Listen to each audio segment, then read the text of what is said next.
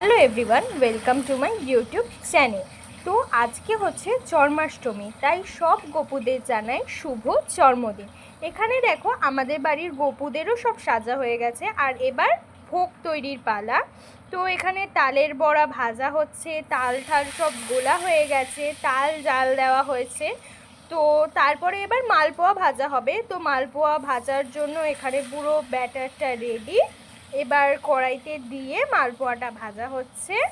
দেখো এখানে মালপোয়াও একদম ভাজাভুজি হয়ে পুরো রেডি হয়ে গেছে। এখন এবার লুচি ভাজা হবে। তো লুচিও এখানে ভাজা হয়ে গেছে, গামলার মধ্যে সব রাখা হয়ে গেছে। এবার হবে আলুর দম। তো এখানে দেখো কড়াইতে আলুর দম হয়ে গেছে একদম মাখা মাখা করে। আর যেহেতু পায়েস দেওয়া যাবে না, তাই হয়েছে সিমুই। কারণ আজকে তো জন্মাষ্টমী, তো চালের কিছুই খেতে নেই, অন্যের জিনিস। তো তার জন্য সব তালের বড়া, মালপোয়া, লুচি, সিমুই এগুলোই দেওয়া হয়েছে। তো এবার গপুকে তো সব ভোগ তো রেডি হয়ে গেছে। এবার দেখো সব গপুদের সবাইকে ভোগ নিবেদন করা হবে।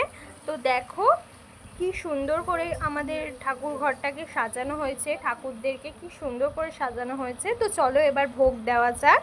তো দেখো ঠাকুরের সামনে সব ভোগ দেওয়া হয়ে গেছে, আবার গপুকে ফুটিও খেতে দেওয়া হয়েছে। কারণ এত কিছু খাবে তো হজম তো করতেই লাগবে না গপুরও, তার জন্য আমরা গপুকে একটু ফুটি দিয়ে দিয়েছি। আর কি সুন্দর বাটি করে করে ছোট্ট ছোট্ট করে গপুদেরকে সব ভোগ সাজিয়ে দেওয়া হয়ে গেছে। এবার কালকে হচ্ছে নন্দ উৎসব, তো কালকের ভিডিওটাও দেওয়া হবে, তো তোমরা দেখে নিও সবাই। Tata everyone.